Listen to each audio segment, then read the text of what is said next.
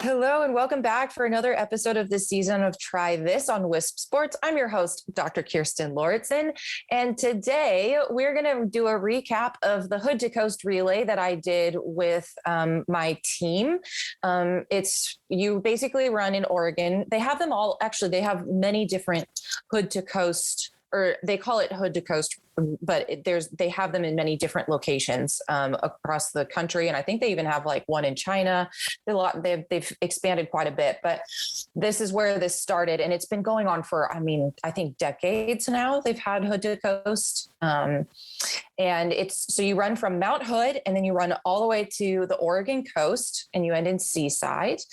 And it's 199 miles. So you start and actually I felt like they did a really great job with trying to keep everybody safe. Everybody was required to wear masks out here because on Friday, we had another mandate startup that even when we're outside, if we can't be, distanced from people, which is hard to do when you're at events waiting in crowds for like your runners to come in, we were wearing masks and doing all the things. And I felt they did a really good job because they spread people out pretty well as far as starting the teams out.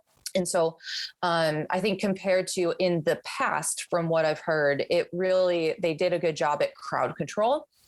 So it was 199 miles over, I think we finished in like 30 something hours, and we finished 10 minutes later than what we had anticipated. So the person who organized the whole thing had timed it out really, really well with all of our paces and all of that. She did such a good job. So what it does is they start out at Timberline. So you have two vans. And van 1 starts out at Timberline with 6 people. And then van 2 picks up at a different spot. And then I think it was Sandy High School where we did the van exchange. And you're just it's like leapfrog. You do van 1 goes and all 6 people, and you're moving every time you drop a runner off, you've now got to go to the next location to do the runner exchange. And it's just like a really, really, really fun couple of days. Our team started at I think it's 8 a.m. But we didn't actually start running until 1 or 2. So it was a very, very relaxed morning compared to what I'm used to as far as race days. Cause usually, you got to get up at 4 a.m. and you got to go all the places. And it was super chill for us because we were in van 2. And we had such a good van. I mean, we just were it was a really, really good event we had a really, really good time, really good team. Nobody was, everybody was kind of running their own paces and there wasn't too much pressure, to do certain things. So from that perspective, it was really great. So my legs, I was the 9th leg on each race. So, or out of 12, you do 12 legs times 3. So my first leg was leg 9, and it was in the middle of the afternoon running on a trail through Gresham with barely any shade. And I get out there and I'm like, okay, this is going to be great.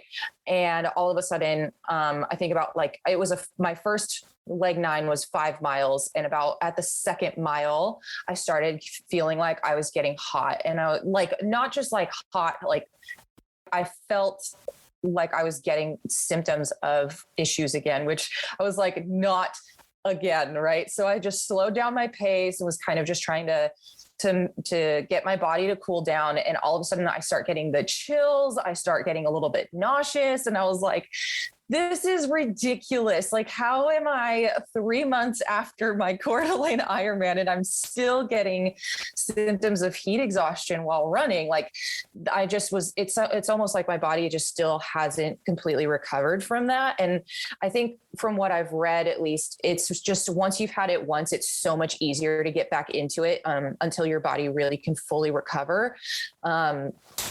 And I think also from now on, I just will have to try to do some heat acclimation before going to any hot races to try to reduce that possibility of getting back into heat exhaustion. But I made it through that 5 miles. It was so disappointing in some ways because I was like, gosh,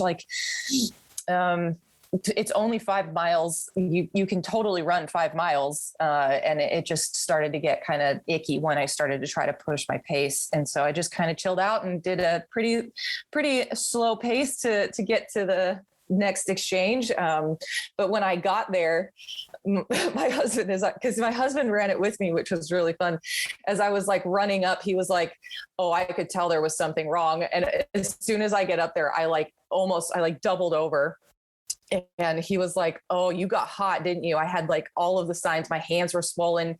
It was crazy. And he was like, oh my goodness, like again? I was like, yeah, it was just, again, it's that beating down heat. And it really wasn't that hot. And that's the worst thing about it, is it like wasn't really that warm that day. But it just, because of the situation, I was on that trail running and it just turned out there wasn't a whole lot of shade. So that was the way I started out. And then I realized that I was having a hard time because it started getting colder towards the end of the evening. And I had, other people were out there in like shorts and they were out there in tank tops. And meanwhile, I had like a sweatshirt on, I had long pants, and I even had my parka, my down vest on, my puffy vest and people were looking at me. And even one of the other members on my team, she was like, you're having problems with managing your heat in core temperature, aren't you? And I was like, apparently, because I'm really cold right now, and it's like maybe 10 or 11 PM and it's not that cold. So I was like, okay, well, that's interesting. It was cool because all of our van finished our legs and they went really, really well. And then we got to go to somebody's house. We got to take a shower. We got to eat. We kind of laid down on the couch for a bit to rest. And then it was time to go out for our next legs. And this was going to be in the middle of the night now. So we go out to one of the fairgrounds, like 10 or 11 PM it was 11 when we did our exchange. So then, the first runner goes, the second runner goes, and then I went after that. And I ran. So my husband ran a leg right before me. So I got to exchange. I got to take the baton from him and start out. The night runs were so interesting. So the leg before me, I would say my husband probably had one of the harder legs of that night run because, well, actually the two men before me it was just straight uphill.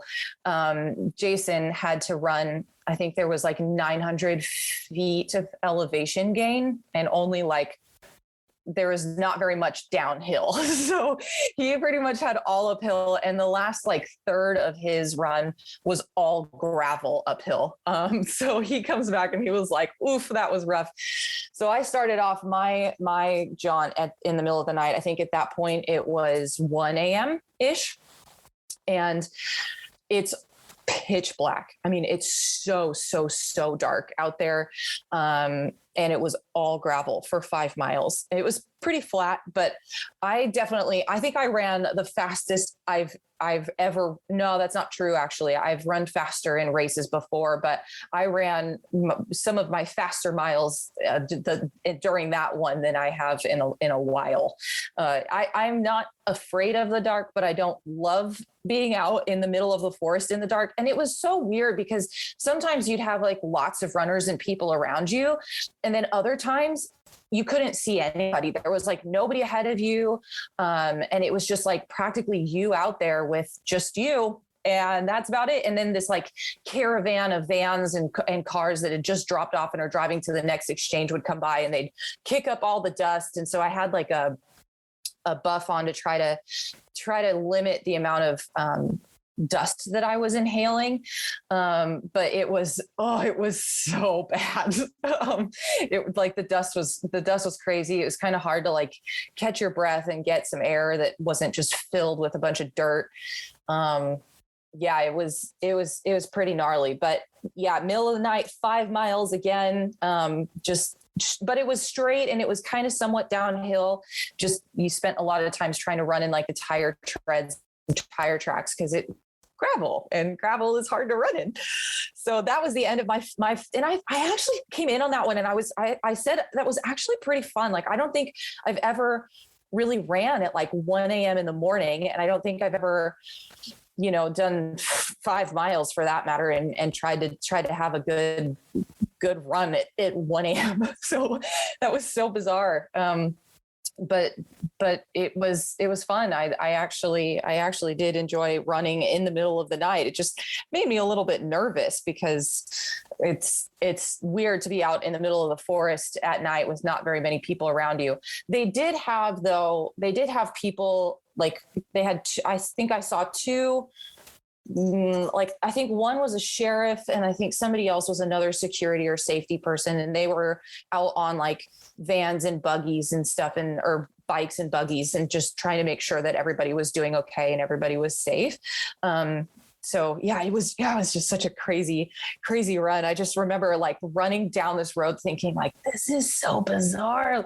You couldn't really, they do allow you to have music, but they don't really want you to be wearing headphones like in your ears. They want you to either be playing it out loud, but I didn't do anything like that. I just ran without it and was kind of just listening to the woods and to the ruckus around me with all the runners and the cars passing by. I'm just reliving that in my head and thinking like, what a crazy experience to do something like that. And everybody runs at night. It's one of those things that everybody's going to be running these legs at night. So it was just such a crazy thing to do. Stay with me because we'll be back with more right after this.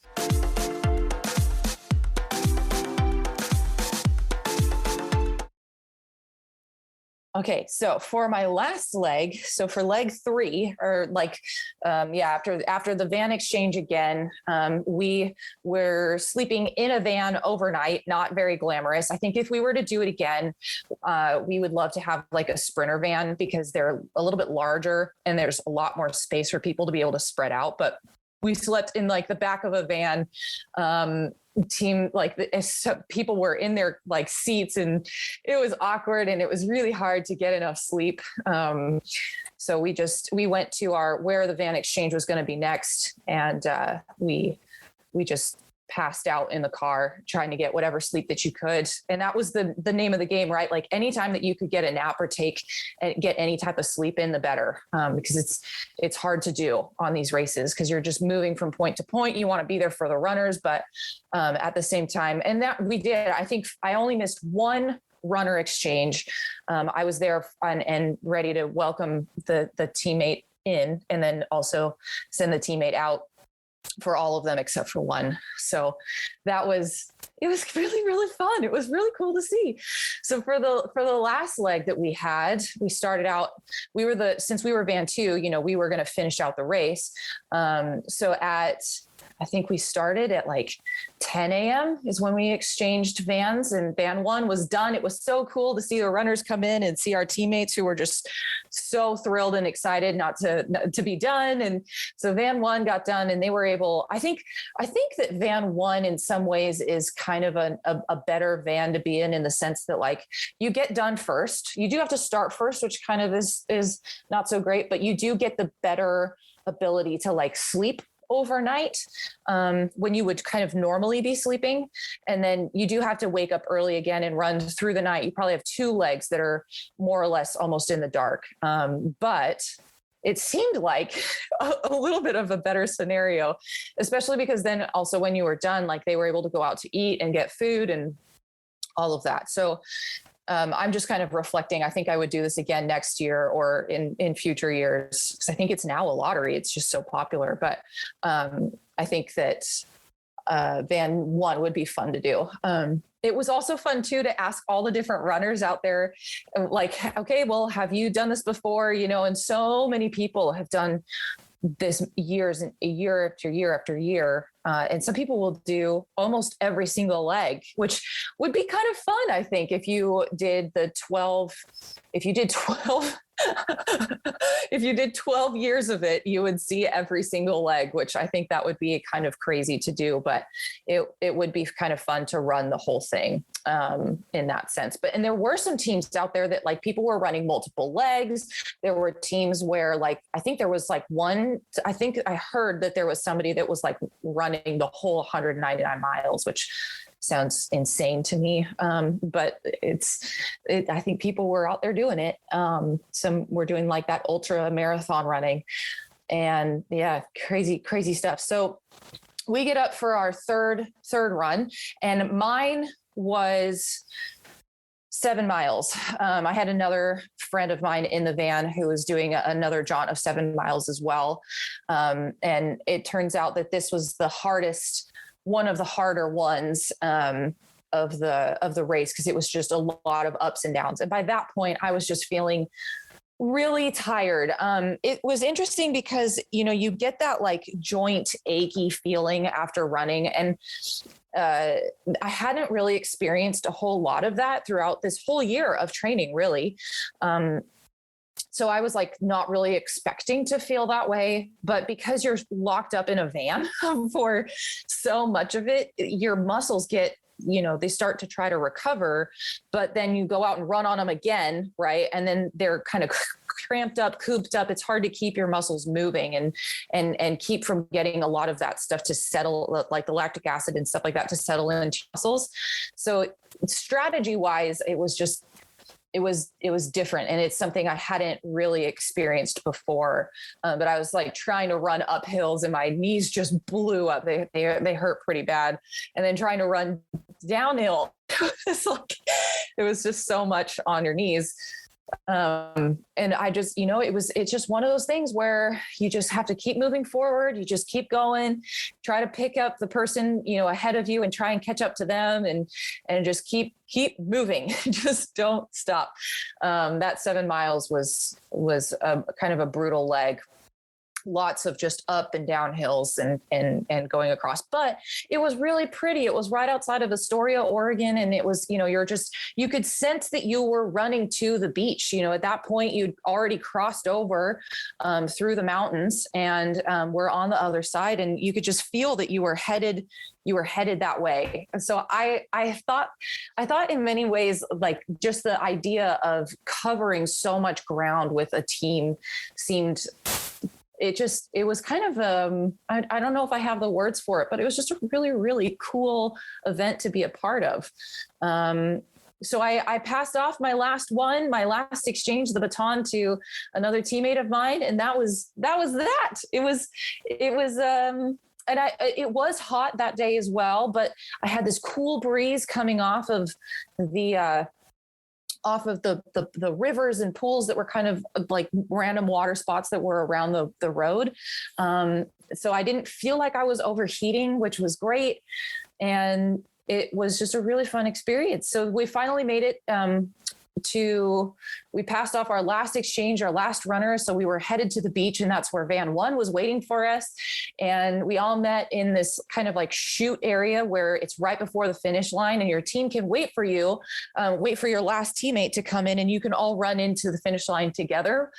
And so our last teammate finally made it in at, I think, what time was it? It was like, 1 or 2 p.m. in the afternoon. And we all ran through the finish line together. And it was a unique finish line, like something that I had never really experienced before. So that was the Hood to Coast relay. You do 3 legs. And some people had kind of an easier jaunts of it than others. Like some of the other teammates only had 3 to 5 mile legs, and that was the max that they ever ran. And they ran that 3 times. So, it just kind of took the load. Like some other people took a bit more of the load. And yeah, I mean, it was just like, I've never been a part of something like that. And I really, really enjoyed it. I was thinking to myself on the run, that I really like challenging myself to try new things, because you learn so much about, like, you never know what you're going to learn about yourself, and what you can do. And I think in each of these, I always learned something new. And this one, I learned that you really can do quite a lot. Like I was kind of worried, to run at night, and I didn't really know how to manage like nutrition with this. I didn't want to get like a really distressed like GI tract, and I didn't want to just totally overload my system. it's just, and also I think the idea of like, well, can I run off of not a lot of sleep? Like, can I really do this back to back? Yes, you can. And I think that anybody who likes to run or would love to just get their feet wet into what kind of running longer distances can feel like, and what those overnight kind of runs can feel like, this Hood to Coast relay was great. They did such a good job, again, at like keeping people as safe as they possibly could. They did actually a very good job, I felt like, of keeping many of their locations from getting too bottlenecked with cars, which it did start up that way. And there were a couple where it was like pretty bad because it's just hard to do on those backcountry roads. But we never had a problem with not having our runners ready to go at the exchange. We were pretty much on top of that the whole time. And overall, I just felt like it was a great run and a great experience. And I would highly recommend people do it. And for that matter, at the end of triathlons, most of the time, especially when I was first doing them, I said, I will probably never do this again, with the exception of the Ironman, because you know that I'm doing that one again. But they asked if we would do this again next year. And we said, yeah, we would both my husband and I would do it again next year. We would just like to have maybe just like a better van situation, because I think that would improve a lot. So that's kind of our plans, and hopefully they will have it again next year. It sounds like they will. It's just a lottery system, so it's hard to get into those, which can be a little bit tricky when so many people want to get in. I think let's see, how many teams were there? It's like, I did the math. It's like 300 teams of 12 people, I think is what it was. Is that right?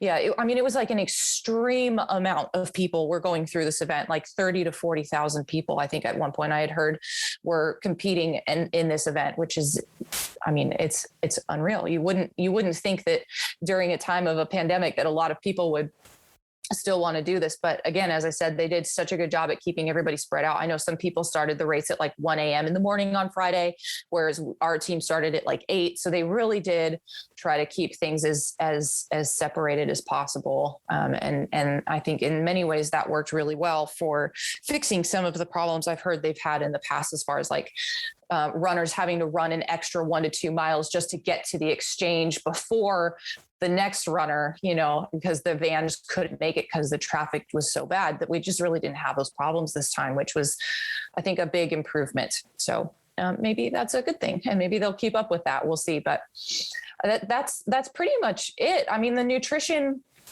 side of things was difficult. I know that's something that we talk about quite a bit here. I did have like a chicken, and I did have orzo for dinner, which is a pasta, but I kept it pretty light. I didn't have a whole ton of food just because I didn't want to put a ton of stuff into my gut and then have problems later. So I did kind of experiments with some different things, like some bars and stuff like that before running, just to try to get some fuel in, and kind of followed those same kind of advice, like as well as taking in protein afterwards, the same stuff that we always say. And for the most part, I felt like that worked pretty well. Also, making sure that you're taking some food in at the middle of the run is pretty important. Even though they're 5 miles, just getting some type of food in while you're running will help immensely towards the end. And because you're looking to that third leg, and you want to make sure that you're not just like breaking down and having a hard time, which I still did in some ways. And I do think that part of that was just left over from the other events that I just did, the half Ironman and then the full Ironman just, 2 months before that. So I think I noticed that my body really wasn't fully recovered 100%. And I was dealing just with the consequences of that in many ways. So I'm hoping that I'll try to spread my events out a little bit better next year, and and then I'll also have another year of training underneath my belt, which would be helpful as well. So I'm headed into a really great recovery. So I'm really looking forward to that for a bit, just trying to get my body to settle down and calm down, and then looking at what's coming up next. And I'm not really sure quite yet if I want to commit to a 70.3 in December. I'm wondering if I just want to let my body rest for a bit and then head into next year ready to go with some really great races on the books. But I'm not quite sure what I'm going to decide. So stay tuned because we'll see. And that's our episode for now. Thank you so much for listening. Make sure to follow Wisp Sports on all social media channels and make sure to share this episode with anyone you think may love it. You can also follow me at Dr. Kirstin on Facebook and Instagram at drkirstin.com. If you'd like to reach us with any comments or questions about this episode, you can at info@wispsports.com, and you can always leave a direct message with us over on social media as well. Thank you for listening, and I will be back next week. Take care.